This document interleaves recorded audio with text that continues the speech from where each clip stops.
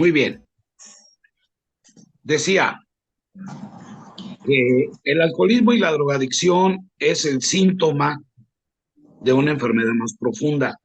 Esto viene escrito en el quinto capítulo del libro azul, del libro básico de Alcohólicos Anónimos. Por lo que yo he entendido de este programa de recuperación, cualquier adicción, obsesión, dependencia, se puede manifestar en un síntoma. En el caso de la codependencia, digamos que la codependencia sería el síntoma de algo más profundo. El quinto capítulo, que en nuestro programa se llama ¿Cómo funciona o cómo trabaja el programa de Alcohólicos Anónimos? Claramente me indica que mi problema de alcoholismo o de codependencia, en este caso, es originado por algunas causas más profundas en el individuo. Entonces tenemos que ir a las causas. Tenemos que ir a las causas para poder recuperarnos. Y una de esas causas que yo he identificado es que mis emociones, mi manera de sentir y mi manera de pensar es diferente a muchas personas. Yo me he percatado de que yo siento diferente a muchas personas. Yo soy una persona hipersensible y la persona hipersensible tiende a distorsionar la realidad. Estamos hablando de espiritualidad y la espiritualidad, en mi punto de vista, es la realidad. En el 11º paso dice esta frase, la luz de la realidad de Dios. Aquí me invita a percatarme, a darme cuenta que Dios es una realidad, que está en la realidad de mi día, que la realidad es, la realidad es, pero cuando yo quiero cambiar esa realidad, empiezo a sufrir, porque quisiera que las cosas fueran diferentes. Entonces el hipersensible, como distorsiona la realidad, entonces desea y quiere que las cosas fueran diferentes. Les voy a poner un ejemplo vivido en mi caso personal. Cuando yo tenía 7 años, mi mamá nos golpeó, nos pegó, porque se había perdido un dinero en una casa de una vecina. Y la vecina le dijo a mi mamá, señora Yolanda, ¿no habrán sido sus hijos quienes agarraron ese monedero? Y mi mamá, su reacción fue, ahorita me van a decir la verdad. Y tomó algo, no recuerdo bien, yo tenía 7 años, y nos formó así en filita, y como yo soy el mayor de mis hermanos, al primero que le tocó pegarle fue a mí, y me preguntaba, ¿quién agarró ese dinero? ¿Quién agarró ese dinero? Y empezó a pegarme. Y luego, pues yo no sabía, yo no lo había agarrado, yo no había tomado ese dinero. Y luego siguió mi hermano Oscar y le pegó y le preguntó lo mismo, que dónde estaba ese monedero. Y luego siguió mi hermano Carlos y luego siguió mi hermano Antonio. Y como no obtuvo la respuesta de quién agarró ese dinero, nos volvió a formar y nos volvió a dar otra buena, otra buena cintariza, ¿verdad? Por decirlo así. En ese momento aparece el monedero, lo encontró otra persona que también le ayudaba a la dueña de la casa. Mi mamá también ayudaba en esa casa. Y dijo, ya encontré el monedero. Y fue de la manera que mi mamá nos dejó de pegar. Pero cuando mi madre trata de acercarse a nosotros diciéndonos, ay hijo, perdónenme, pero yo nunca les enseñé a agarrar dinero de una casa, nunca les he enseñado a robar, y bueno, yo quería demostrarle a esta señora que yo no tengo hijos rateros, justificándose, pues, explicándonos, ¿no? ¿Por qué nos había pegado? Mis hermanos se acercaron a mi mamá a reconciliarse y a sentir el abrazo de mi mamá, pero yo no. Mi mamá quería abrazarme y yo no me acerqué a ella. Yo sentí que mi mamá no me creía, que no tenía confianza en mí. Incluso llegué a sentir, compañeros, en ese análisis que yo he hecho de mi vida, al revisar ese suceso que viví, yo recuerdo que sentí que mi mamá no me quería, que mi madre no me quería por la forma en que me pegó, por la cara que le vi, que me pegó con coraje. Entonces, bajo esa condición de hipersensibilidad, yo pensé,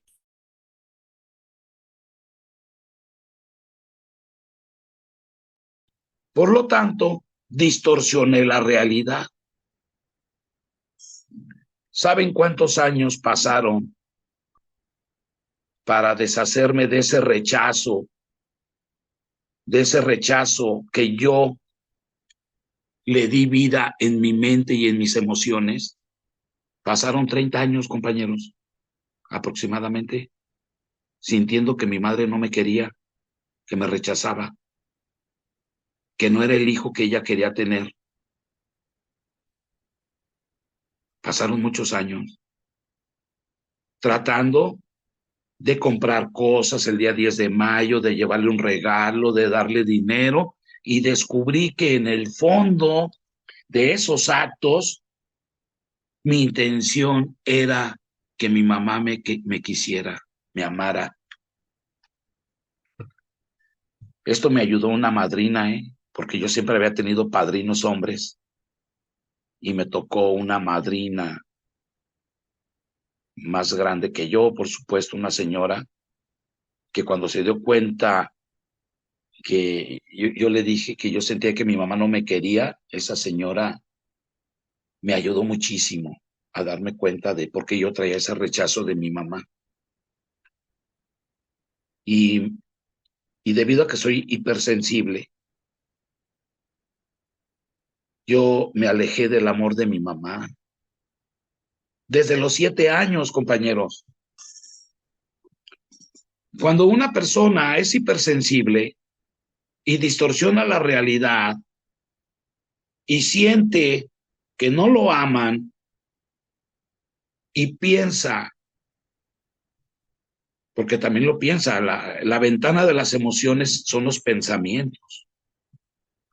Siente y piensa, mi mamá no me quiere. Por lo tanto, cuando yo era niño, hice una sentencia. La sentencia fue, yo tampoco la voy a querer. Y me condené a no volver a sentir el amor de mi mamá. Yo solo, compañeros, de manera inocente, me condené, me sentencié a no volver a acercarme a mi madre.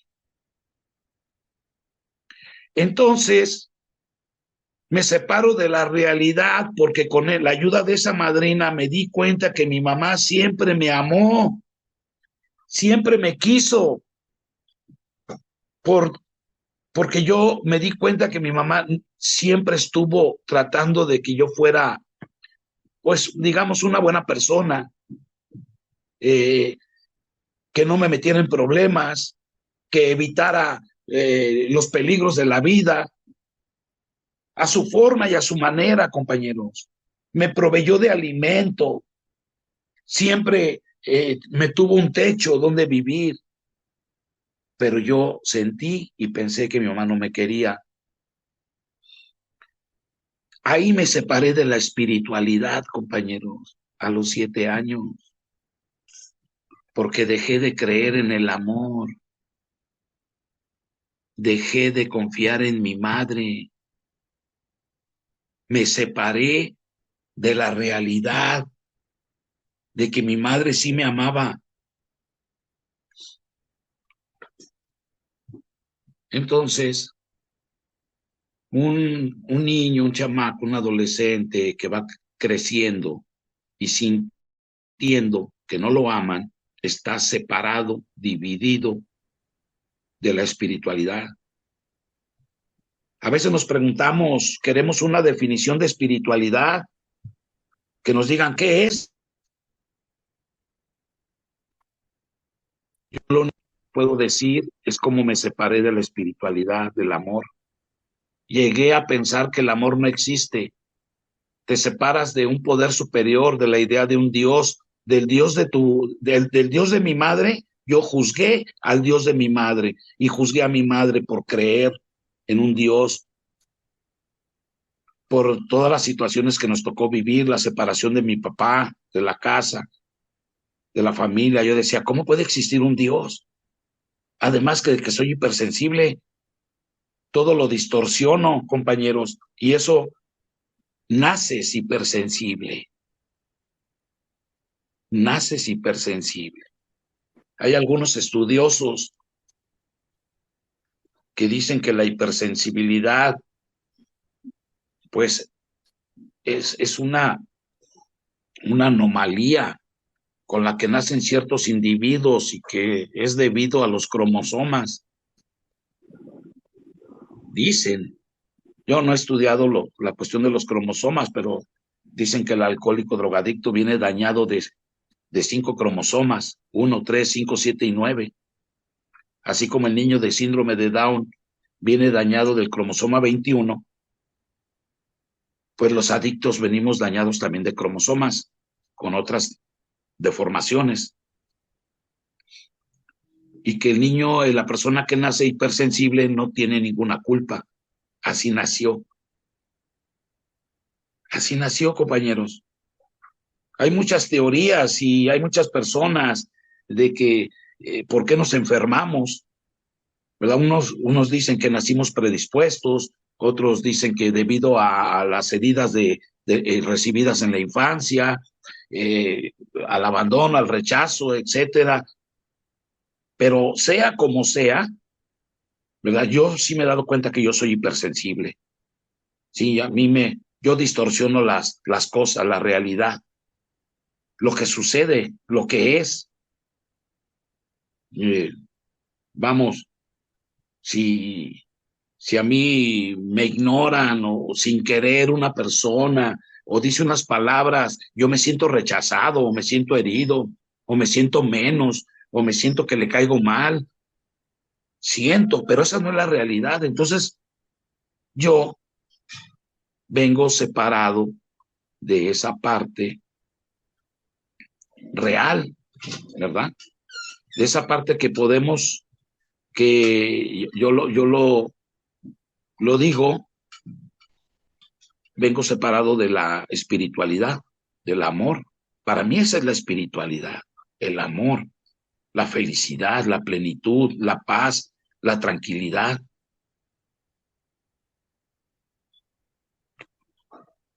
Está escrito en el libro de Alcohólicos Anónimos que el cofundador de Alcohólicos Anónimos deja de beber a través de una experiencia espiritual, donde esa persona había sido desahuciado por los mejores médicos y psiquiatras de ese tiempo.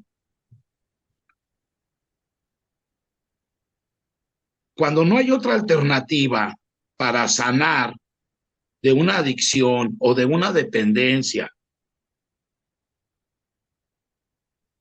se necesita vivir una experiencia espiritual, experimentarla. Mis capacidades de la voluntad, la inteligencia, mi fuerza de voluntad y todos los recursos humanos, pues nos ayudan, compañero, nos ayudan en cierta parte de la recuperación, pero llegar a la profundidad, a las causas originales de esas dependencias o codependencias, se necesita un poder más grande. No hay medicamento no, humano.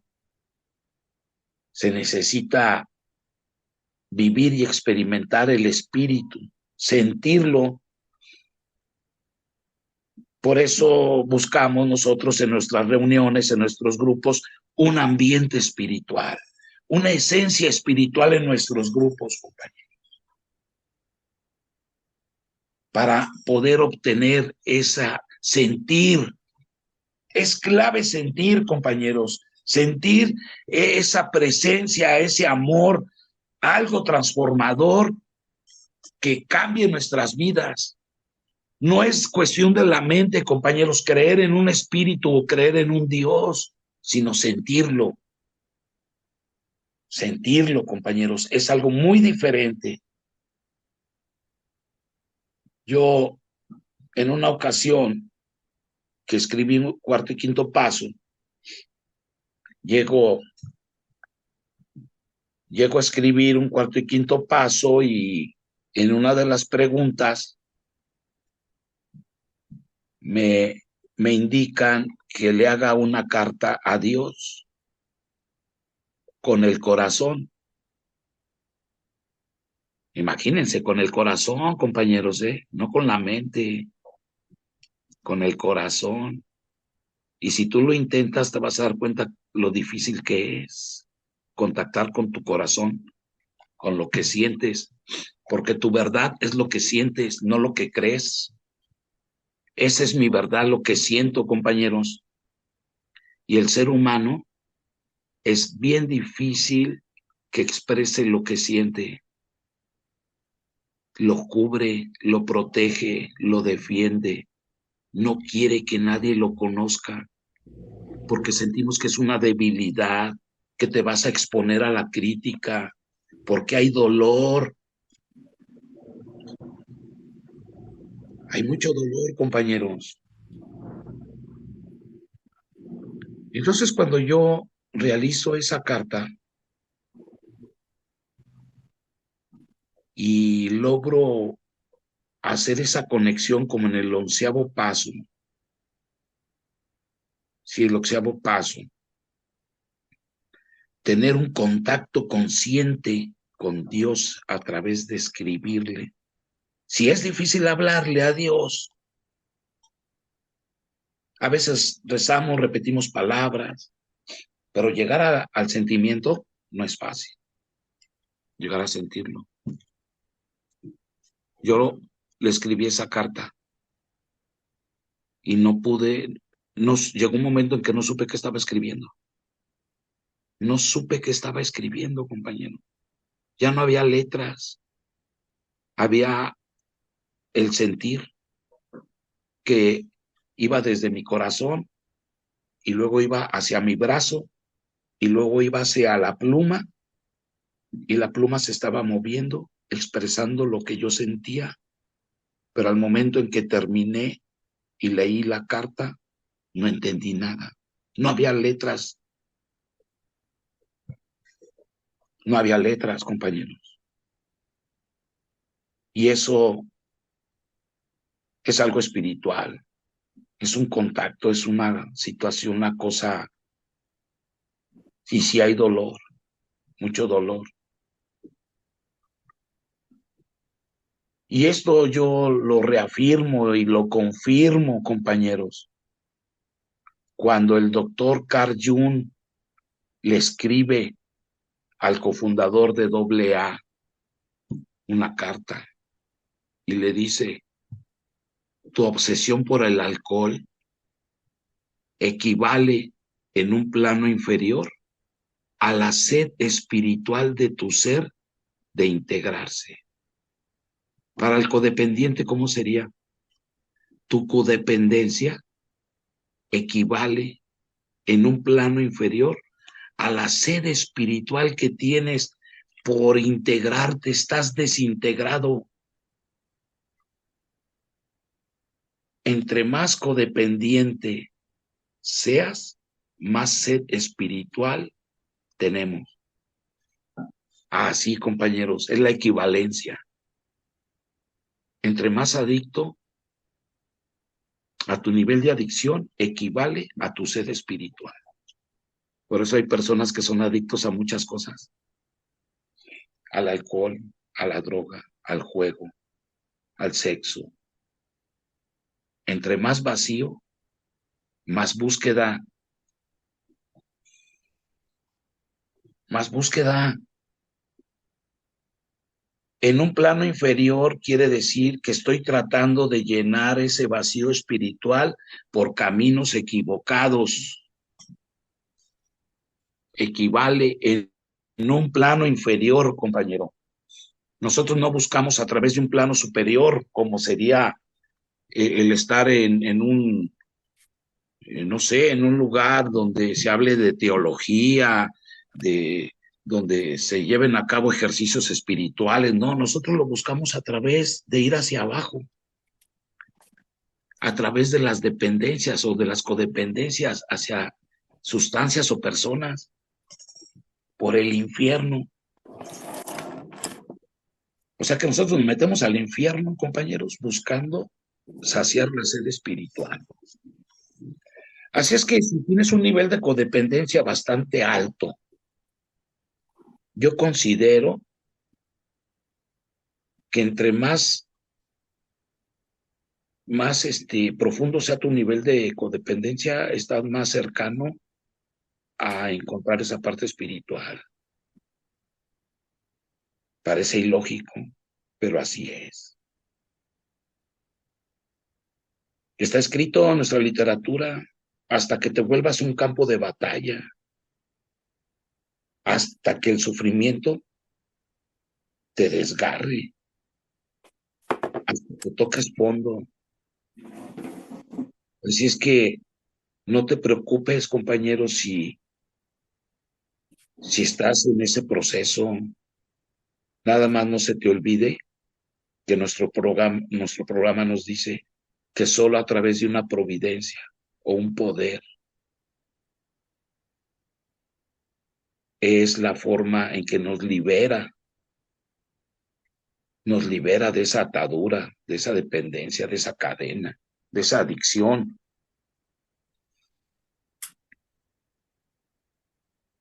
Es algo, eh, está escrito así, de esa forma. Por eso es valioso nuestro fondo de sufrimiento, porque nos desarma y nos quita toda esperanza, toda esperanza. Cuando se acaba la esperanza es cuando el individuo está dispuesto a derrotarse, a rendirse. Ya no hay esperanza. Yo le digo a mis ahijados, tú esperas que pase esto, que cambien las cosas, encontrar otra persona mejor, que alguien llegue a tu vida. Le digo, no, quítate ya de eso. Estás solo, no hay nadie. Ya no esperes nada, ya derrótate, porque yo lo he tenido que hacer. Yo lo he tenido que hacer. Entonces, ha sido a través, yo me doy cuenta que mi hipersensibilidad me llevó a dividirme, a separarme del espíritu, del amor, y ahí empezó mi vacío de amor, mi vacío espiritual, mi vacío de Dios. Para mí Dios es amor. Para mí Dios es el amor, ¿verdad? Eso es lo que a mí me ayudó muchísimo saber que Dios es el amor, porque es lo que yo ando buscando. Ya le puse un nombre, digamos, que me ayudó. Yo necesito amor dentro de mí, sanar, sentir esa presencia, ¿verdad? Sin nombres. El programa de AA o yo siento que el programa de ustedes no es religioso ni moral, es espiritual. Entonces, yo, debido a mi vacío espiritual, pues hice muchas cosas en la búsqueda de saciar esa sed espiritual y me equivoqué. Únicamente me equivoqué de camino. Busqué cómo llenar ese vacío a través de cosas que parecían que eran la felicidad, que aparentaban que era felicidad, que aparentaban que me daban seguridad, que aparentaban que me llenaban. Las busqué en el mundo, en las personas. Mm, eh, Qué difícil es soltar una pareja o una persona, compañeros, cuando te dejan o se van. Qué difícil es aceptar la separación, soltar a una persona o a un hijo o a una pareja. No sientes que te desgarras, ¿qué vas a hacer? No lo quieres soltar y uno está dispuesto a lo que sea, ¿verdad? Con tal de que no se vaya, de regresar y estás viendo el teléfono y ojalá me mande un mensaje y luego si se consigue a otra persona. No es un sufrimiento, pero lo tienes que vivir. Y se siente que se desgarra esa parte, que crees que es tu felicidad, pero no la es. Pero lo tienes que sentir y lo tienes que vivir. Lo tienes que vivir. El miedo, el terror, compañero. El hipersensible no siente miedo, siente terror. El hipersensible no siente tristeza, el hipersensible se deprime. El hipersensible no se enoja, el hipersensible se enciende de ira y de rabia porque siente más. Así es el hipersensible. Tal vez alguno de ustedes esté haciendo conexión conmigo, porque todos los hipersensibles padecemos de eso, de depresión.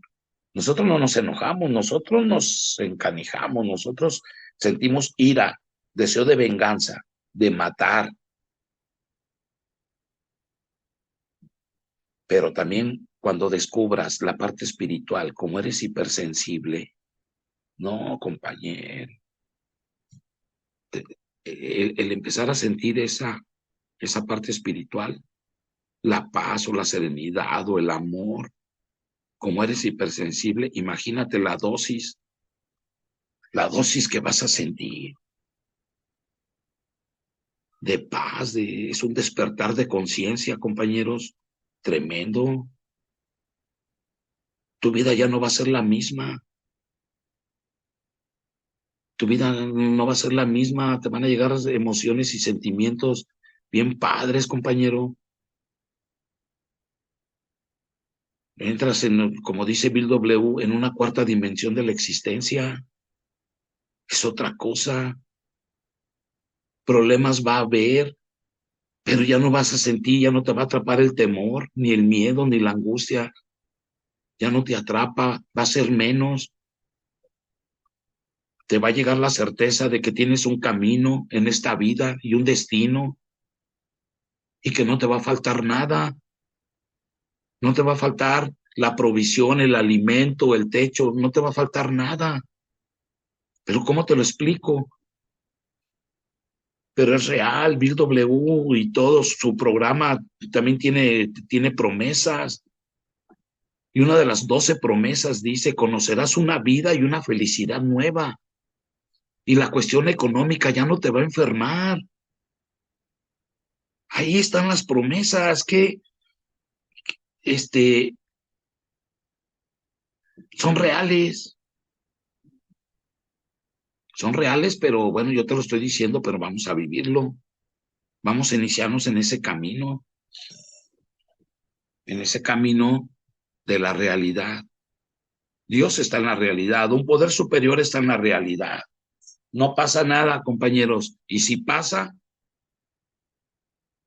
debemos de tener presente esa presencia espiritual. Esa es la forma, la manera en que yo he estado caminando dentro del programa de Alcohólicos Anónimos. Miren, dentro de los alcohólicos, a veces nos falta mucha comprensión. Me preguntan, ¿no te han dado ganas de tomar en 21 años? ¿Cómo le has hecho para dejar de beber y de drogarte en 21 años? ¿A poco no tomas nada? Se extrañan, sobre todo los nuevos. ¿Cómo le has hecho? ¿A poco no se te antoja nada? ¿A poco no te tomas ni una cerveza? Le digo, no, porque ya no está el deseo. El deseo de beber vehemente, ese deseo vehemente por beber, un poder superior me lo arrancó, me lo eliminó y empecé a llenar mi vacío. Una persona feliz, un alcohólico que empieza a sentir la felicidad y el amor, no vuelve a beber, no vuelve a beber, compañeros, porque el alcohol le daba esa sensación aparente de felicidad. Pero cuando encuentras esa, experimentas ese espíritu, esa espiritualidad, ese amor, no vuelve a beber. Y el codependiente igual. Miren, compañeros, hay una parte creo que es el séptimo paso, y lo voy a comentar así como lo entiendo, ¿eh? Dice, hemos dejado de hacer muchas cosas, pero ¿no será por egoísmo puro y simple que me he apartado de esas cosas? Por ego. A lo mejor has dejado de hacer muchas cosas por ego. No es por medio del espíritu, de lo espiritual. Ejemplo, un ejemplo burdo así rápido. He dejado de ser promiscuo o de andar de Don Juan, ¿verdad? A veces por conservar o adquirir una imagen dentro de la sociedad, familia, grupo, etcétera. Ya no tengo amoríos porque creo que eso lo debo de hacer. Y dejo de andar de amorcitos atolondrados. Y me siento como si hubiera logrado algo así, un virtuoso, ¿verdad? Me siento virtuoso, pero no es genuino. Y les voy a decir por qué. Porque una persona así, que ha logrado dejar algunas cosas por ego y no se da cuenta, cuando ve a una persona que tiene amoríos, le da un coraje, compañeros, se enoja tanto que sale una condena así contra esa persona. Igual, el que deja de robar por ego, condena a los que roban. Pero cuando yo dejo de robar o dejo de tener así, andar de amorcito atolongado por medio del espíritu, entonces no condenas a nadie.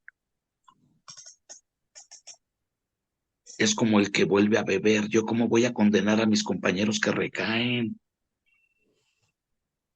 ¿Cómo los voy a condenar? Es que volviste a beber. Yo sé que volvieron a beber porque descuidaron su parte espiritual. No los puedo condenar por el hecho de que yo no haya vuelto a beber en 21 años. Yo no me estoy aguantando de beber. Dios me ha liberado del alcohol. Claro. Entonces, ya no me enojo si alguien se vuelve a beber. Yo entiendo que descuidó la parte espiritual y necesita llenar su vacío por medio del alcohol. Se descuidó. Y el hecho de que vuelva a beber, pues lo va a llevar otra vez al grupo, si es que acaso tiene esa oportunidad de regresar otra vez a la búsqueda de lo espiritual. Y la búsqueda de lo espiritual no acaba, compañeros, es para toda la vida. Es para toda la vida, compañeros. Entonces, yo no puedo presumir que he adelantado en lo espiritual. Yo puedo saber mucho, pero yo no puedo definir qué es lo espiritual. Lo espiritual no cabe en una mente tan egocéntrica como la mía. O sea, concentrar algo tan grande en una definición no es posible. No es posible, compañeros. Yo actualmente estoy militando en un grupo. Yo primero llegué a un centro de rehabilitación, un anexo, ahí estuve militando y luego llegué a un grupo tradicional y luego llegué a un grupo de cuarto y quinto paso. Y yo estoy ahorita militando en un grupo de cuarto y quinto paso que trabaja con el programa de Alcohólicos Anónimos. Y me quedé ahí, compañeros, porque a través de mi inventario sentí lo que dice el quinto paso. Dice, una vez que hemos liberado las emociones aprisionadas por muchos años, llegamos a sentir la presencia de Dios. Sentir, sentir, compañero. Fui honesto en mi inventario, escribí todo lo que no me atrevía a compartirle a nadie por desconfiado, por hipersensible. El hipersensible es desconfiado. Les he compartido que yo desde los 7 años desconfié de mi mamá, me separé de mi mamá y jamás volví a confiar en un ser humano, compañero. Imagínense qué terrible suceso de que yo siendo niño me condeno a no volver a sentir amor por mi mamá ni a confiar en ningún ser humano. En ningún ser humano, compañeros. Eso es real. Eso es real, compañeros. No volví a confiar en ningún ser humano. Yo nunca tuve amigos. Qué terrible. Ni amigas. Yo no conocí, yo no supe relacionarme con un amigo, ni con una mujer, ni con una amiga. Condenado a no volver a sentir amor. Qué barbaridad. En verdad, compañero. Yo incluso le llegué a cuestionar a Dios, ¿verdad? Y decirle, ¿por qué? ¿Yo qué te hice? ¿Por qué siento así? ¿Por qué soy así? ¿Por qué tengo que vivir esta vida? Pero me atreví, compañeros, me atreví a decirle que, pues no que eres bueno, Señor, no que eres bueno. Entonces, ¿por qué suceden estas cosas? ¿Por qué hay ese desequilibrio, esa injusticia? ¿Por qué no es igual para todos? Porque eso estaba en mi corazón, compañero. Eso estaba en mi corazón y se lo dije desde mi corazón y obtuve respuestas, compañeros, aunque se escuche así de una manera. Miren, el que es hipersensible es muy racionalista y analítico, es muy racionalista.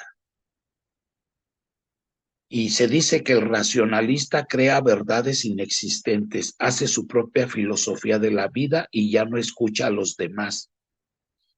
El racionalista hace sus propias verdades, aunque sean mentiras. Y el analítico no quiere buscar la causa de la causa. Entonces yo soy racionalista y analítico, compañeros. El empezar a darme cuenta que mi filosofía no me sirvió de nada. Bueno, en algunas veces me ayudó, pero no estaba en lo cierto. Me equivoqué porque soy hipersensible. Entonces, el hipersensible es desconfiado y va a defender su integridad. no va a confiar, no, por eso le cuesta tanto trabajo escuchar a los demás y dejarse guiar. No quiere dejarse guiar, defiende su ego, su casi hasta la muerte, compañeros. Lo defiende. Por eso estamos peleados con todos. Desconfiamos, imagínate. No confíes en nadie y hay frases que se manejan como que no invites a tu casa a nadie, no metas a nadie a tu casa, en lugar de que te peguen a ti primero, pega tú primero, ¿no? Cálmense, compañeros. Una enfermedad muy terrible. Entonces, cuando me doy cuenta, no me queda otra más que iniciarme en esa búsqueda espiritual. Todavía hace poco, compañeros, escuché a una persona hablar de las enseñanzas de Buda, y Buda propone una frase que dice el aquí y el ahora. Entonces empecé a profundizar sobre esas palabras y, y caigo en la conclusión de que la realidad es lo que existe ahorita y aquí. El que el pasado está muerto y el futuro no existe. Y el que no vive el aquí y el ahora, compañeros, pues entonces está desconectado de la realidad de Dios. Si Dios está aquí y ahora, y yo estoy comiendo ahorita, pero estoy pensando en lo que voy a hacer mañana, entonces no estoy comiendo, no me va a aprovechar nada la comida. Cuando terminas de comer, dices, ah, caray, ya acabé. ¿A qué me supo esto? No, no lo saboreaste, ni lo masticaste bien. Entonces no estabas en el aquí y en el ahora.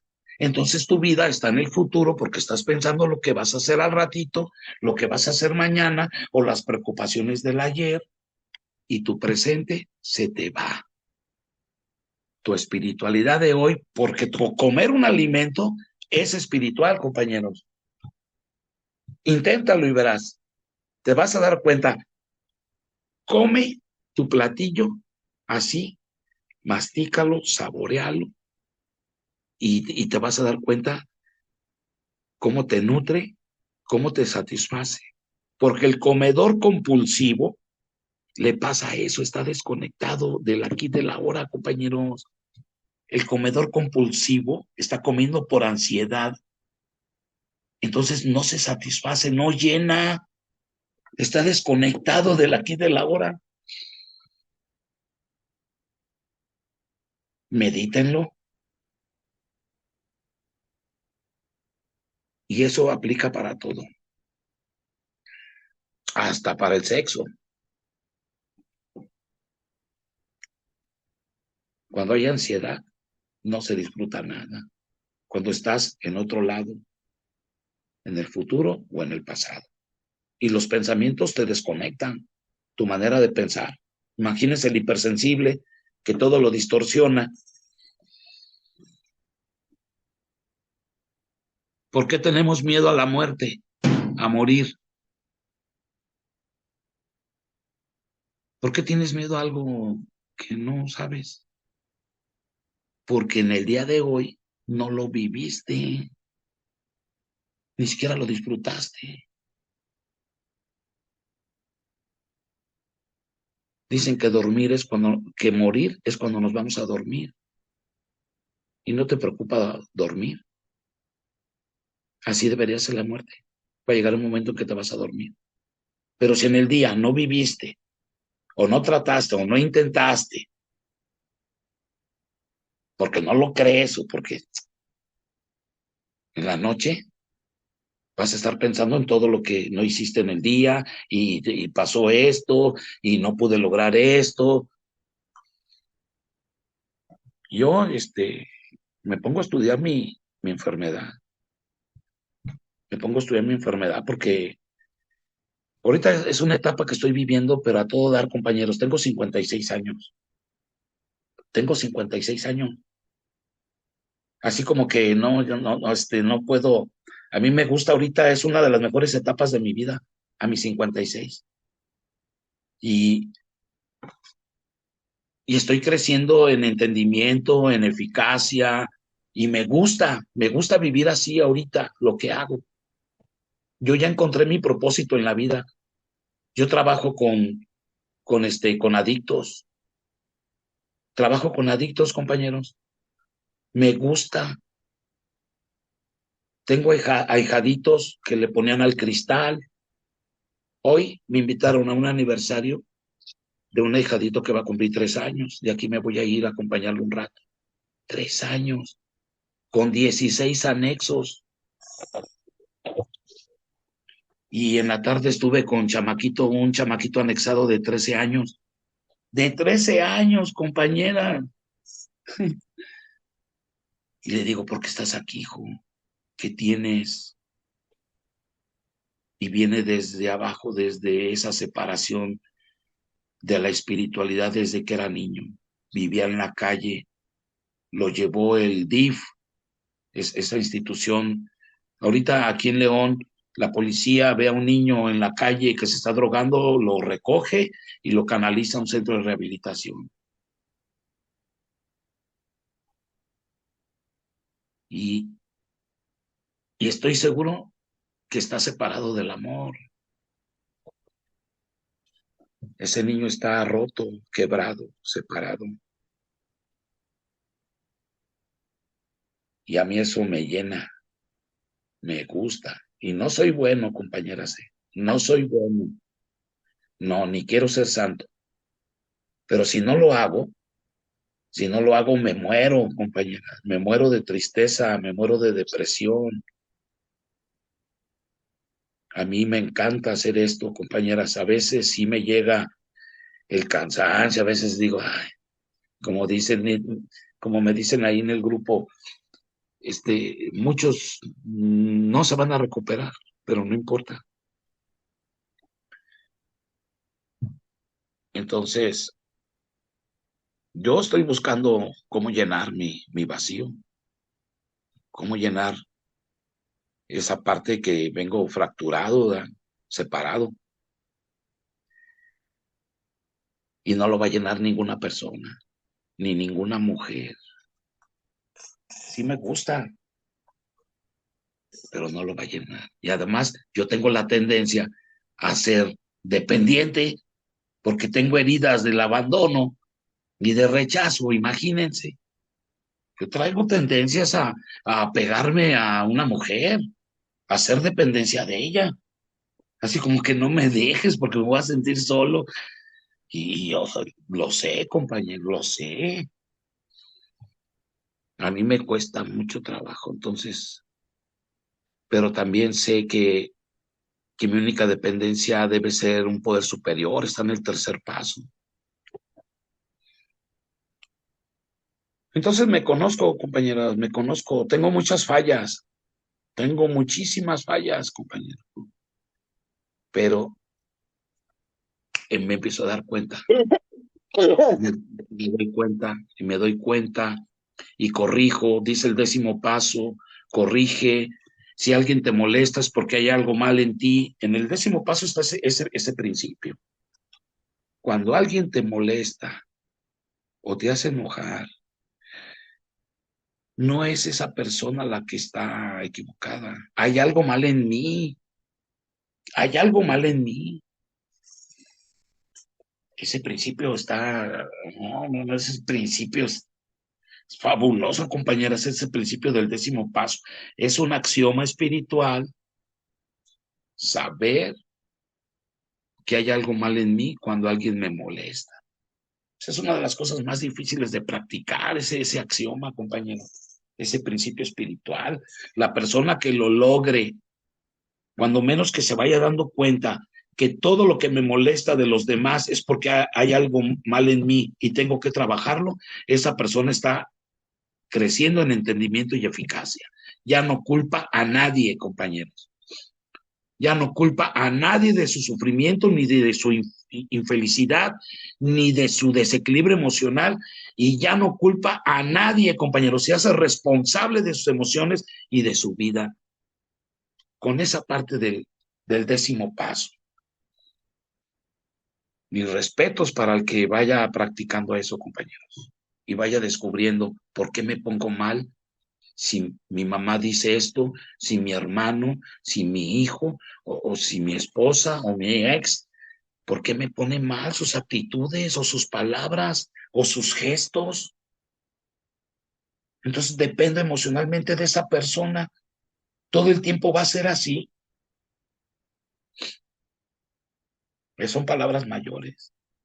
Y luego tenemos el axioma: vive y deja vivir. No hay este principio más espiritual que ese. Vive y deja vivir. Y también el que lo vaya practicando o lo logre, ¿no, compañero? Va a ser una persona libre y feliz. Va a empezar a conocer. Se va a dejar de meter en lo que no le importa. Y va a empezar a vivir su vida. Y su felicidad no va a depender de alguien más, de nadie. Nada más que el ego, la mente, dice: ¿cómo lo voy a dejar que haga lo que quiera? ¿Cómo lo voy a soltar? Es mi hija. Pues ¿cómo que va a hacer todo lo que quiera? Tiene 23 años.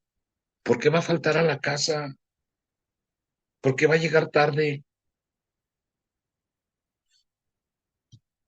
si yo soy su papá y yo le doy dinero y yo proveo y yo pago la luz y pago el agua? Así como que tiene que hacer lo que yo creo que debe de hacer. Ella no puede hacer lo que quiera, pero sufro, compañero. Hasta que empecé a soltar a mi hija. Empecé a soltarla. Y me han dicho: ¿cómo no le vas a decir nada? Que se haga responsable de su vida y de sus decisiones. Y hablé con ella, compañeros. Y si sale embarazada, ¿qué harías? ¿La corres? ¿La echas a la calle? ¿O la recibes? ¿Qué haríamos, compañeros? ¿Qué haría yo si mi hija sale embarazada? ¿Le cuidaré a su hijo? ¿Qué haría? ¿Me enojaría con ella? ¿La desheredo? ¿Le pongo unos cintarazos? ¿O le digo: eres una hija de verdad? No, no, no, hay que tener cuidado, compañero.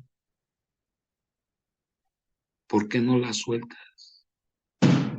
Duele, te da miedo. A veces me siento con el derecho de decirle: ya tiene 23 años, compañero. ¿Qué hace? O me meto a sufrir igual con ella. O le digo que aborte. O la apoyo. Si me dice: le voy a abortar, la apoyo. Son decisiones, compañeros, que tienen mucho que ver con esa parte espiritual, donde me tengo que ubicar entre la realidad y mi mente neurótica. Mi mente neurótica dice: tienes que hacer esto. Y la realidad es: ya está embarazada, ya está embarazada. ¿Qué sigue? ¿Quién se va a hacer cargo de ese bebé? ¿Yo o ella? Y son decisiones, compañeros, y uno va trabajando las cosas que le suceden en su diario vivir, y tienes que irte a los principios espirituales. Y Y en ocasiones no, uno se culpa, llega la culpabilidad, uno a veces se culpa de los actos de los hijos. Es que no le di esto, es que yo la dejé mucho tiempo, es que yo tuve que trabajar. Todo eso, compañero, la espiritualidad nos ayuda a salir de todas ese tipo de situaciones. Sí. Entonces, pues son situaciones muy particulares, compañeros. Aceptar la realidad, ese es donde yo me enfoco. Pase lo que pase, lo que suceda, aceptar la realidad y evitarme de condenas y conservar mi equilibrio emocional y no señalar y no por eso voy a dejar de amar a mi hija. Sí, yo estoy intentando amar a mi hija como sea, como es mi hija. Yo la amo como es, pero no le voy a resolver sus problemas. Ella se tiene que hacer responsable. Si ella me pide ayuda, yo le puedo ayudar en algo, pero yo no me voy a hacer responsable de su bebé. Va a tener que trabajar, va a tener que buscar quien le cuide al niño y va a tener que hacer frente en la vida para que crezca, porque duele. Pero ya no me voy a culpar, compañero. Ya me deshice de mis culpas, porque muchas cosas que hice mal, en primer lugar, tuve que darme cuenta por qué las hice. ¿Por qué las hice, compañero? ¿Lo querías hacer? ¿Querías hacer eso?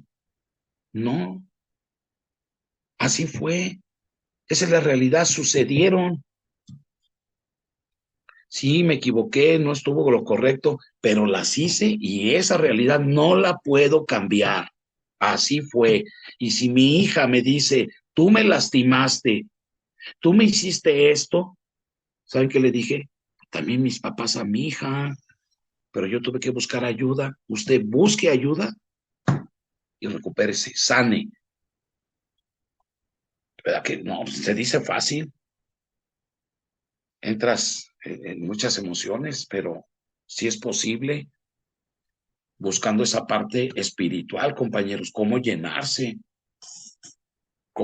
esa convicción, decir, no va a pasar nada, no le va a pasar nada a mis hijos. ¿De acuerdo? Bueno, yo así lo veo, yo así he estado trabajando el programa, compañeros. Yo he estado trabajando ese programa porque la condena y la culpabilidad, no, me hicieron mucho daño, me hicieron muchísimo daño, compañeros.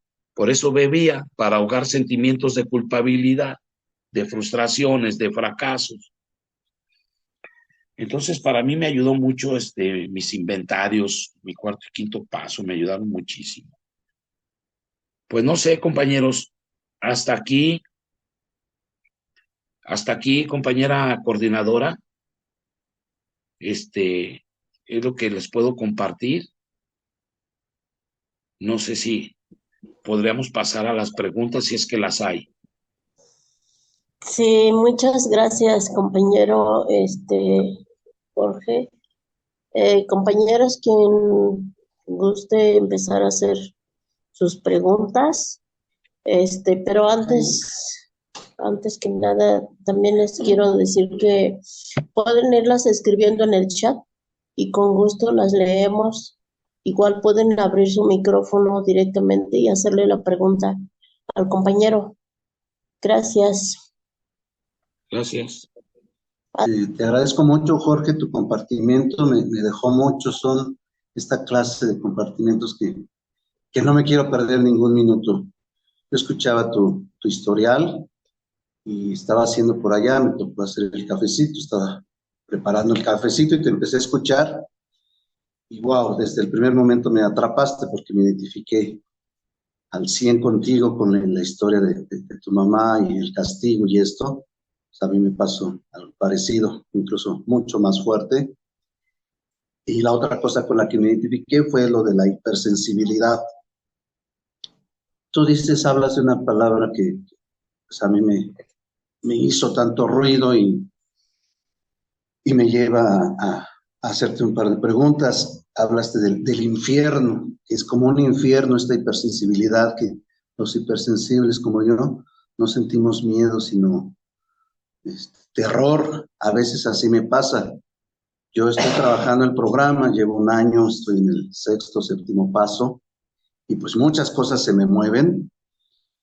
He escuchado que cuando estamos en estos senderos de la espiritualidad hay que estar bien acompañados con un buen Virgilio, porque si no, a mí me sucede esto luego de que caigo en los extremos muy, muy fuertes, ¿no? Desde querer disfrutar tanto la vida, sentirme bendecido, y al mismo tiempo así querer de plano morirme, como cuando llegué aquí, ahora de otra manera, pero a veces estoy muy abierto en muchos aspectos, se me mueven muchas emociones. Y antes de que te haga mi pregunta bien específica, gracias Jorge. Bueno, va mi pregunta. Te decía que yo me siento luego entre dos extremos. A veces me siento, yo coincido con tu edad, entre otras cosas, exactamente. Pero a veces yo me siento así un chamaco, sigo con mi madurez o mis ganas de comerme el mundo, de vivir, o me siento, ya estoy mejor, ya estoy recuperado, me quiero tragar el mundo y me siento de 25 años, 30, pero a veces me siento ya un decrépito de 85, que ya digo, no, yo ya tuve todos esos excesos, yo me revolqué en los excesos de todo tipo y pues me desgasté. Me das mucha luz cuando hablas de, pues que es que uno tiene un vacío y buscamos esa espiritualidad. Nunca había escuchado esta hermosa definición de espiritualidad que tiene que ver con lo diario, con lo inmediato, con los seres humanos.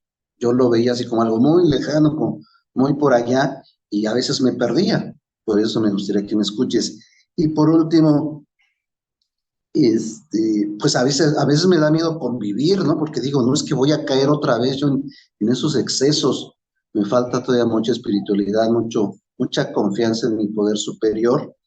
Y mi pregunta en torno a esto, yo afortunadamente todavía tengo a mi madre, tiene 86 años, yo me encargo el 70% de ella, y a veces me doy cuenta que me resurge ese resentimiento de ella cuando me maltrató, me pegó, me- las 5 heridas me llegaron de golpe, y, y entonces yo convivo con ella y a veces me siento como culpable de que no la quiero ver, de que no la quiero ayudar, y sé que es un resentimiento, pero a veces también me voy al extremo y digo, no, pues es que es mi oportunidad de, de encontrar ese amor, esa espiritualidad, eso que yo perdí, porque yo también estuve toda mi vida resentido con ella, y ese resentimiento se extendió a todas las parejas que yo he tenido, y pues estoy trabajando muy fuerte eso. Entonces mi pregunta es esta, ¿cómo puedo mediar que tengo esa oportunidad? Porque lo veo como una oportunidad de tener a mi mamá e incluso estarla cuidando, de ver mucho por ella, pero de que no sienta resentimiento, cómo manejar ese resentimiento que todavía me surge para poder perdonarme y perdonarla y acercarme a esto que tú llamas espiritualidad. Esa sería mi pregunta, querido. Y gracias. Mira, el resentimiento surge mediante una ofensa. Cuando analizamos la ofensa que nos hicieron, nos hubiera gustado que hubiera sido de otra manera, que mi mamá en lugar de pegarme hubiera hablado conmigo, que mi mamá me hubiera escuchado. Entonces, eso que no se dio, que no obtuvimos, es lo que en el fondo es el reclamo afectivo. ¿Por qué en lugar de haberme pegado, mamá, por qué no me abrazaste? Esa es la herida para mí, profunda. Me hubiera gustado que me abrazaras y ahorita que estás atendiendo a tu mamá, te llega a esa parte que te detiene porque en el fondo tú quisieras que tu mamá lo hubiera hecho contigo y ahorita tú lo estás haciendo con tu mamá. Y a veces dices, no, no lo voy a hacer, no lo quiero hacer, pero en el fondo es porque ella no lo hizo conmigo.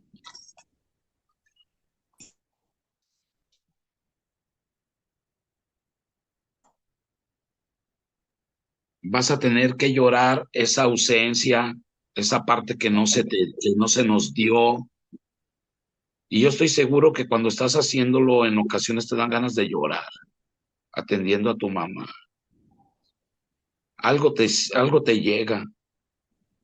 En ocasiones te llega enojo y en ocasiones te llega un sentimiento de, sobre todo cuando no quieres hacerlo y te llega ese reclamo de por qué no quiero hacerlo. Mi mamá ya está grande y necesita mi ayuda y yo no quiero hacerlo y entras en ese conflicto y a veces nos dan ganas de llorar por la impotencia, porque quisiéramos hacerlo de buena gana, de buena voluntad, y a veces no lo podemos hacer, y ahí es cuando yo me veo como una persona falta de amor, de cariño hacia mi mamá, o falta de perdón, y me empiezo a ver todo lo que me hace falta de amor a mí, de espiritualidad dentro de mí, y me veo como una persona muy incapaz y muy necesitada de ese amor hacia mi madre, porque mi mamá tiene 76 años, pero también está bien acabadilla, le duelen sus rodillas y todo, y me llegan esos sentimientos, ¿por qué no le sobaste sus pies, Jorge? Si te dijo que le dolían sus pies, y a veces mejor me voy a acostar y me quedo con eso, ese pequeño reclamo. A mí me ayudó mucho mis trabajos de hacer cuarto y quinto paso. Ahí pude empezar a sanar muchas cosas con mi mamá. De hecho, entre mis progenitores con quien primero tenía muchos conflictos con mi papá y trabajé mucho la relación con mi papá y luego con mi mamá y me di cuenta que yo me parezco mucho a mi mamá, que yo así absorbí de mi mamá muchas actitudes, su forma de ser de mi mamá y es con la que más choco con mi madre. Pues no le gano ni una a mi mamá y a mí tampoco a mí también me gusta tener la razón, entonces chocamos. Mi madre y yo, y eso también lo descubrí. Bueno, pues vas descubriendo muchas cosas, ¿no? Que mi mamá y yo nos parecemos mucho. Y es esa parte, compañero, yo así lo he estado trabajando, ¿no? Yo comprendo, mi mamá, veo su pasado, a ella se le murió su papá cuando tenía 17 años, se casó con un alcohólico, mi mamá se esforzó, sacó 5 hijos adelante, y mi mamá es muy luchona, y mi mamá es un gran ser humano, pero, empezar a conciliar todo lo que me hizo mi mamá y todo lo que yo traía en contra de mi mamá, pues es un proceso de llorarlo realmente, llorarlo, compañero, aceptar, así fue tu mamá contigo. Y así fue mi mamá conmigo y empezar a aceptar que así fue y no podía darme otra cosa a mi mamá, porque eso era lo único que tenía mi madre. Yo hubiera querido que fuera diferente, pero no fue. No fue. Esa es mi mamá. Esa es mi mamá y estoy en el proceso todavía de aceptar de que así es mi mamá. Esa es mi madre y la quiero y la quiero a mi mamá y estoy en esa parte de, de, de, de la aceptación y el amor y me llegan esos sentimientos encontrados, pero es bueno llorarlo. Estar incapacitado para amar es bien feo. Ánimo, compañero. Es lo que yo puedo comentarle, ¿verdad? Que esté Muchas muy gracias. bien y ahí tiene mi contacto, cualquier cosa. Ahí estamos. Gracias. Muchas Sí. gracias. A ver, tenemos. Pues sí, pero ¿qué pasa si no es la mamá o el papá con el que tú tienes algún resentimiento? Porque pues con los papás luego es más fácil o con los hijos, bueno, no sé, así a mí me pasa. Pero cuando es la pareja con la que constantemente te está juzgando, em, echándote la culpa de todo. Híjole, pues como que ahí, ¿qué onda? O sea, ahí te pones a ver, pobrecitos, fueron sus heridas y así, o sea, a mí se me ha hecho muy difícil. Esa es una pregunta, porque tengo dos, esa es una. Ay, qué barbaridad. Fíjese Uy, una cosa, es que este tema sí es muy escabroso, este tema es difícil porque, bueno, venimos, tenemos ideas y conceptos de que cuando te casas con alguien es para toda la vida. Así nos educaron. Es para toda la vida, hijo. Es para toda la vida, hija. Tienes que hacer todo lo necesario por conservar la familia, porque esté papá, mamá e hijos. Pero qué difícil es vivir con alguien que ya no se quiere o ya no se ama. Qué difícil. Hay algo dentro de nosotros, en nuestra manera de pensar, que nos dice, ahí tienes que estar y tienes que soportar y no puedes dejarlo. Es bien difícil, compañera. Pero bueno, la otra es, hace rato dije del axioma espiritual que está en el 10º paso, donde dice que lo que diga mi pareja, ¿por qué me enferma?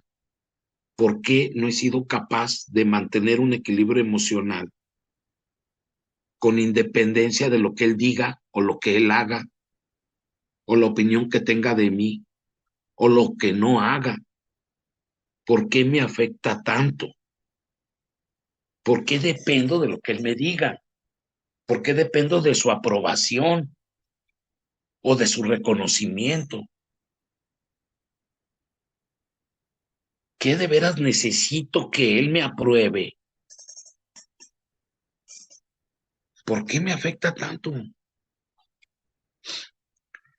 Yo creo que tiene que ver, igual, si yo ando buscando aprobación o cuando menos comprensión o tolerancia o estoy buscando algo de alguien que me hace falta que me lo dé, es porque hay alguna ausencia de algo dentro de mí.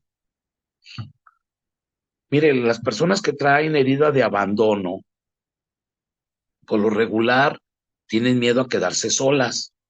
Esa es la máscara. La dependencia es la máscara. O sea, dependen de alguien. Nos sentimos tan abandonados, tan solitarios, tan solos, que necesitamos que esa herida la cubra una persona. Que esa persona cubra mi herida de soledad, de abandono. Y no puedo y dependo de esa persona para estar bien. Esa herida es terrible porque ni siquiera me atrevo a dejarlo o a dejarla porque siento mucho miedo dejarlo, muchísimo miedo. Pienso y creo que va a ser peor si lo dejo. Me voy a sentir más sola o más sola. Y me lleva a soportar muchas cosas que me haga a esa persona, porque no puedo dejarlo, porque hay una herida interior y se manifiesta en los pensamientos. Acuérdese que las emociones se manifiestan en los pensamientos. Me siento sola y la mente me dice, te vas a quedar sola, ya estás grande, no te va a hacer caso nadie, ¿quién te va a ayudar en la vejez? te vas a enfermar, nadie te va a dar un vaso de agua, te van a juzgar tus familiares si lo dejas. No, eso yo me he dado cuenta. No es, es difícil, compañera, es bien difícil cuando vivimos con una persona que nos juzga y nada le satisface, nada lo llena, nada le satisface. Qué difícil es agradarle a una persona así. Y estamos ahí, sumergidos en esa relación, bien complicada, bien complicada. Por lo general, a veces no sabemos ni de dónde viene mi actitud, por qué sigo soportando eso, por qué sigo ahí.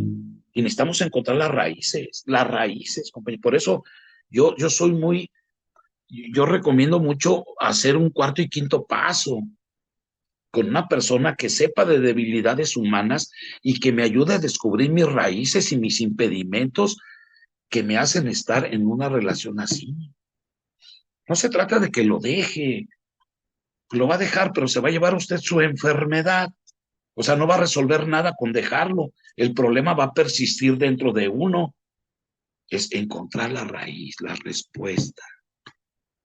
Muchos dicen, quédate ahí, porque va a ser tu maestro de paciencia y de tolerancia, pero no sé cómo voy a trabajarlo. No se trata de aguantarlo y de ser estoico y de ser un mártir, esperando una recompensa en el cielo. No, se trata, ¿por qué me afecta tanto? ¿Por qué dependo tanto emocionalmente de esa persona? Y el que se está enfermando es usted y él no. El que se porta mal es él y usted se enferma. Pues es ilógico. ¿Cómo está eso? El que se porta mal es el que se tiene que enfermar, pero me estoy enfermando yo. Es un contrasentido, hay que buscarle, hay que analizar ese tipo de situaciones. A mí me ayudó mucho el cuarto y quinto paso y el estudio de dónde viene esa parte de por qué estoy sufriendo tanto en esa manera de relacionarnos, ¿no? Es lo que le puedo comentar acerca de esta pregunta.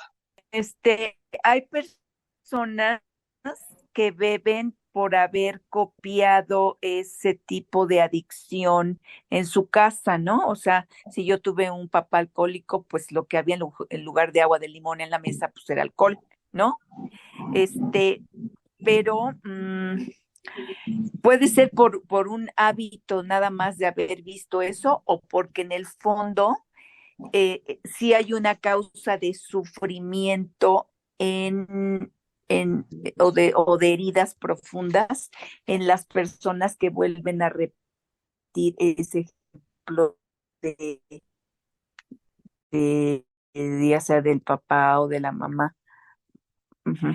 Esa es mi pregunta. No sé si fui clara.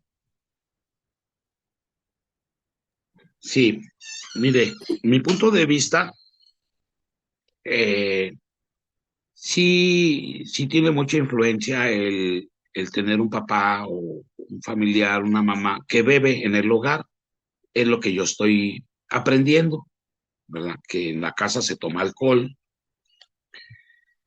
pero si observamos mm, a los miembros de la familia, nos vamos a encontrar con algún miembro que no bebe, a pesar de que vivió lo mismo, y esa persona no bebe.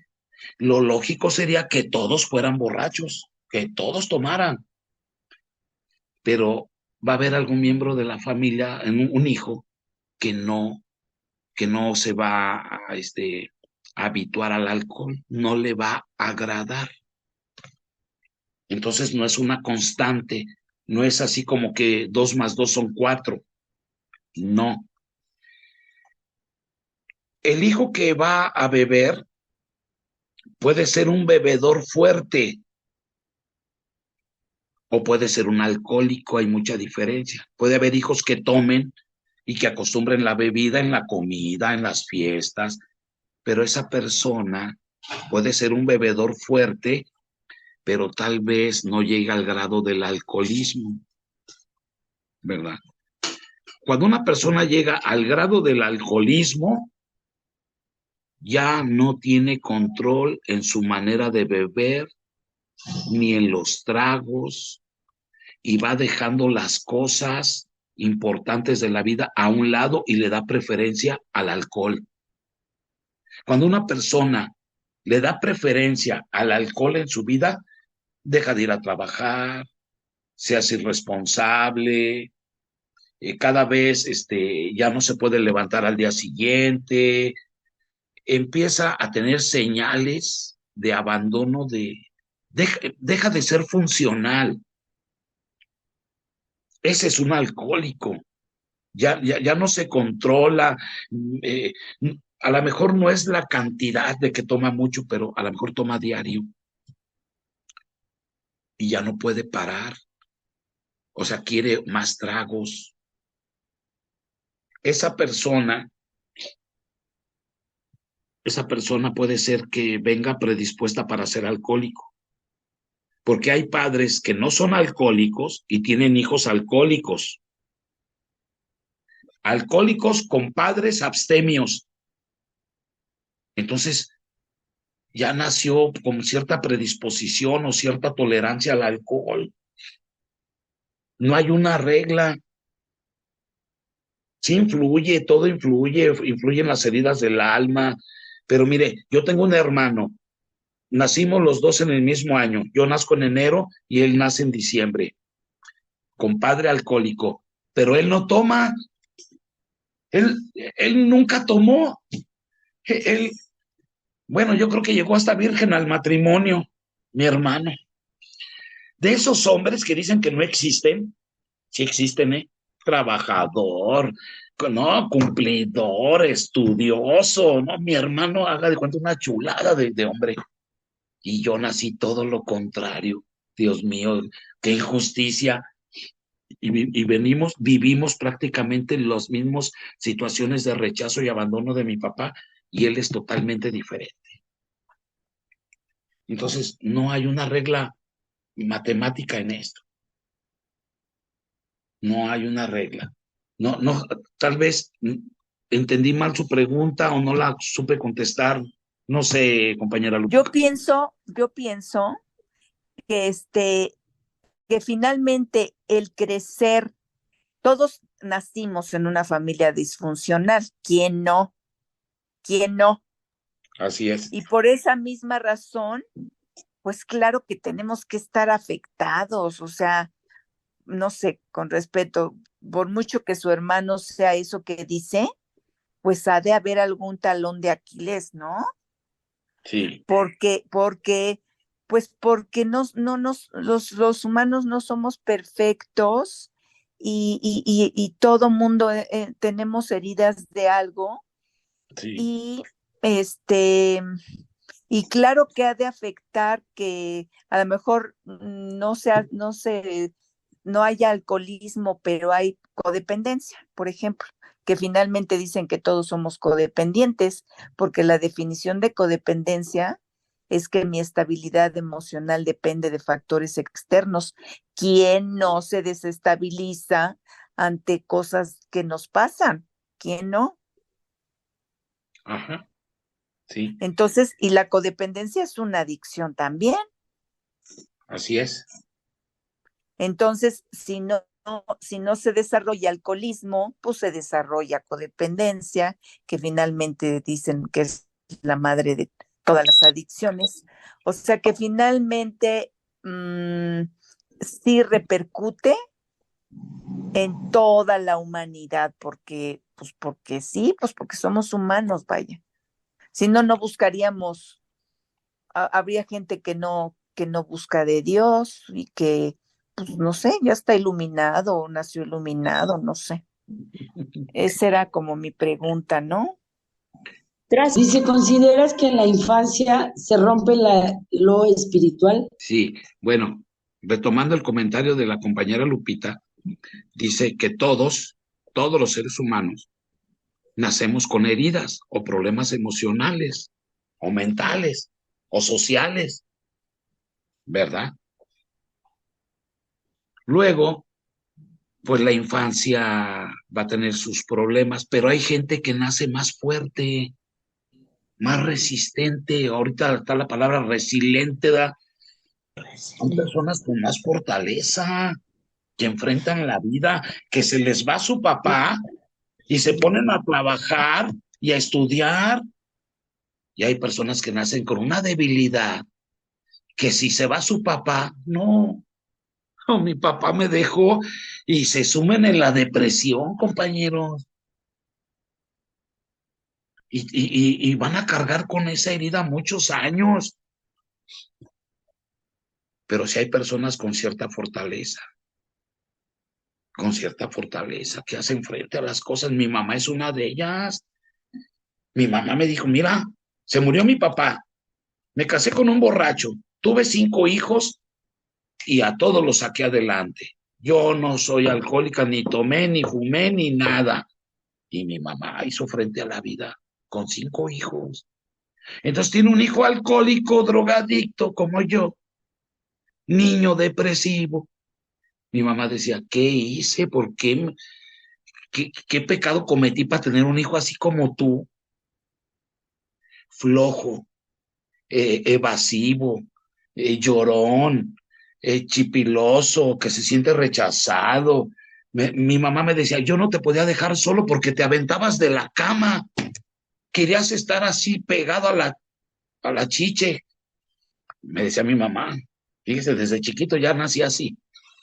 Entonces, hay personas con una fortaleza impresionante que, que asimilan los golpes de la vida y se sobreponen y, caray, mis respetos, ¿no? Pero hay personas que no.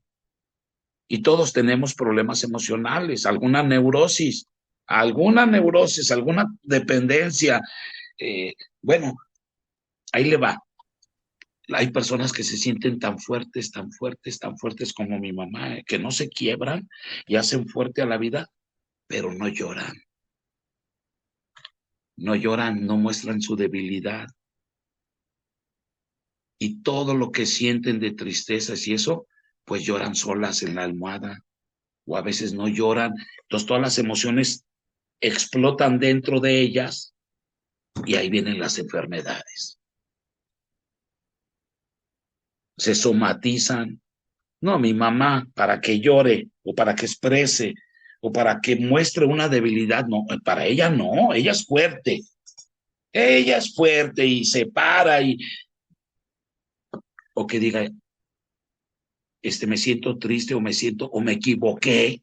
No, no, compañeros, mi mamá no. Pobrecilla, pobrecilla de mi jefa, porque a veces la veo y le hace falta llorar, le hace falta expresar.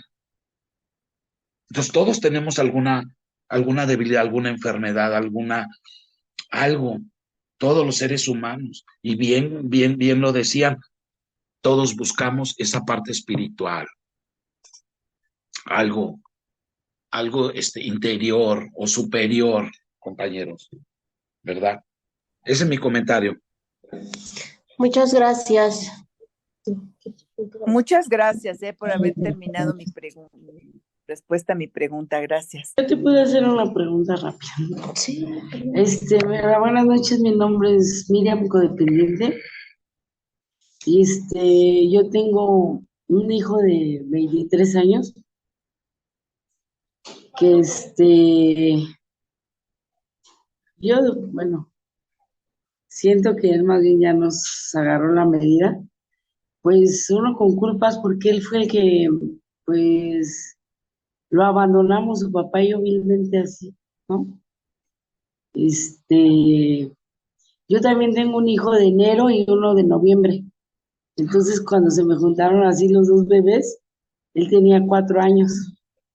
Y así lo fui dejando. Y al día de hoy, te digo que él tiene 23 años y no trabaja, no estudia. Ya hablé con él y le dije que si quería estudiar, pues él se tenía que pagar sus estudios, ¿no? Pero, no sé, dice que no le haya un sentido a la vida, que no, le digo, ay, a ver si Si nos quedáramos ahorita sin luz y sin internet, te apuesto que harías lo que fuera por tener luz e internet, ¿no? Y dice, no, pues me dijo, yo me mato, le digo, ay, qué tonto. Entonces yo siento que eso ya más bien es un chantaje, ¿no? De él hacia mí.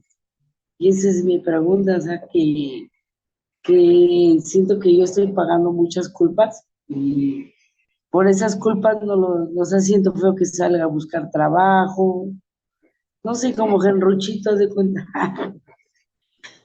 Entonces, mi pregunta es, ¿qué puedo hacer con él? O sea,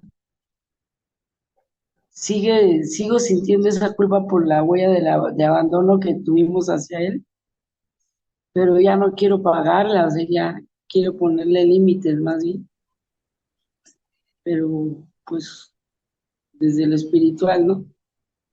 ¿Tú cómo la hiciste con tu nena? Bueno, con tu niña. Sí, bueno, seguramente él ya sabe, ya identificó, ya conoce que usted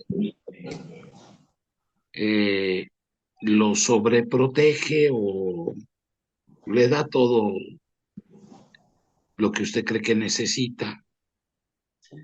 Él ya identificó el problema, él sabe que usted se siente culpable por haberlo pues dejado encargado y usted trabajando y, y él ya controla esa situación, la conoce re bien, ¿eh? Y le saca lo que él quiere. Sabe que usted se va a doblar, que tiene miedo. Él sabe que usted tiene miedo. Miedo a, a negarle algo. No le puede negar nada. Pero después de que se lo da, usted se odia Sí. porque no es capaz de decirle que no. Entonces la que se está odiando es usted. Y también cuando cede ante lo que él quiere, por culpa, por querer reparar aquellas cosas que usted dejó de hacer, le da y él no cambia, él no reconoce ni le agradece y también lo está odiando a él. Híjole, qué feo. Y si no se libera usted de la culpa, no lo va a poder ayudar. Déjeme decirle que si usted no se libera del sentimiento de culpa, no lo va a poder ayudar. Tiene que resolver su problema de culpabilidad y de autocondena que usted tiene, porque se condena, usted misma se juzga que fue mala, que no debió haber hecho esto, aquello. Usted se condena. Ya no necesita que nadie se lo diga, usted solita. Y luego viene la otra parte. Mira, yo hace rato dije algo. Usted hizo lo que tenía que hacer porque en ese momento era necesario y no pudo haber sido de otra manera. Así fue. Y usted está buscando ayuda. Él tiene que buscar ayuda, pero usted tiene que liberarse de esa culpa, tiene que buscar a alguien que le ayude a entender a perdonarse usted, a comprender que así fue, no pudo haber sido de otra forma. Tiene que liberarse de esa culpa a base del entendimiento, de la comprensión y de perdonarse usted, de perdonarse, así fue. Porque si no lo hace, si no para esto, su hijo ahorita tiene 23, pero puede llegar a los 30 o a los 35 y nunca va a ser autosuficiente ni responsable. Tiene que parar, tiene que hacer algo con usted primero. Sí, con usted. Tiene que buscar la manera de liberarse de esa culpabilidad. Y eso es a través del autoanálisis, ¿eh? del autoanálisis. Tiene que anotar todo. Por eso para mí es importante el cuarto y quinto paso. Tiene que anotar todo lo que desde que él nació, desde que él nace, en qué trabajaba, cuáles eran sus condiciones económicas, sus condiciones en su relación con su pareja, cómo se encontraba en ese momento, por qué lo tuvo que dejar encargado con, a lo mejor con la abuelita, con la tía, con quien sea, y anotar todo. Sus cumpleaños, lo que le regalaba al Día de los Reyes, todo lo llenaba de juguetes y tratando de compensar, porque era su idea de usted que de esa manera lo iba a compensar, que usted creía a lo mejor que esa era la manera de decirle te quiero, hijo, mira, te lo estoy demostrando, y a lo mejor él no tenía con quién jugar, o a lo mejor sí. Todo eso lo tiene que anotar y de ahí va a obtener las respuestas. Y a lo mejor si usted trabajó, por lo regular a veces se sobreprotege, inconscientemente se sobreprotege a los hijos, se les da de más, entonces la sobreprotección, más el abandono, el alejamiento, pues, ¿verdad? Porque no lo dejó, no lo abandonó así literal, fue alejamiento, se llama alejamiento, más la sobreprotección, pues da como resultado que el niño crezca sin haberse, eh, o sea, crece evitándose muchas cosas. Usted le evitó muchas cosas de la vida. No lo soltó. Y lo tiene que hacer. Pero si no se libra de la culpa, siempre va a retroceder. Le podrá decir, ya no entras a la casa hasta que no traigas dinero, pero va a regresar y va a poner su carita así como el gato de Chue y usted le va a abrir la puerta. Pásale, mi amor. O sea, se va a doblar. ¿Verdad que es bien difícil decir, hijo, ya tienes 23, acabaste tu universidad,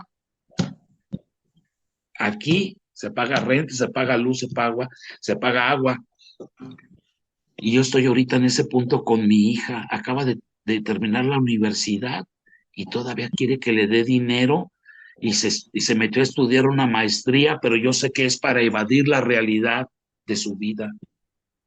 Y estoy en esa parte de decirle, hija, ya ya no te voy a dar dinero. Micrófono. Y se me va a armar, ¿eh? ¿Mandé? Sí, decía que a mi hija estoy en ese proceso de ya no darle su pensión alimenticia. Ella tiene, Todos nosotros, ellos sí escuchan. mi hija va a cumplir Ya no 24 escuchamos. años. Mi hija va a cumplir 24 años y creo que ya, bueno, entonces, hay que trabajar la culpabilidad. Tiene mucho que ver con el miedo. ¿Qué le va a suceder a mi hija si no le doy dinero? Pues va a tener que enfrentar la vida, va a tener que trabajar, va a tener que ganarse ya su sustento y eso le va a ayudar. La mejor ayuda, el mejor acto de amor que le puedo dar a mi hija es soltarla, ya no darle. Esa es una ayuda para ella.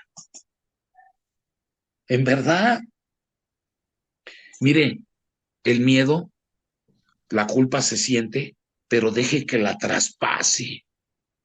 No se olvide que hay un poder superior, pero traspase y no ceda y va a llorar. No ceda en darle, en concederle. Ya no le dé dinero, ya no le ayude. Se va a sentir bien feo, compañera, pero lo tiene que hacer. Mamá, que quiere un teléfono nuevo, trabaje. Que quiere un pantalón, que quiero ir aquí, trabaje. Ya no va a haber dinero.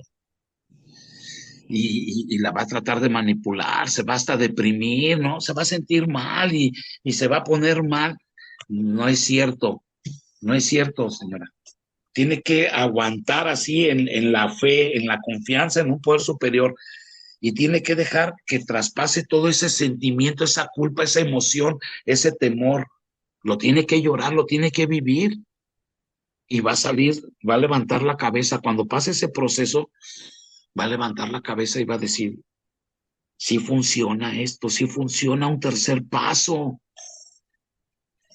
pero se tiene que vivir, no va a haber otra forma. Sí duele, ¿eh? Sí duele. Sí, gracias. Ánimo, ánimo, compañera, que esté bien. Muy amable, gracias, ¿eh? Muchas gracias. Espera, y le vamos a brindar un aplauso al compañero. Gracias por haber estado con nosotros.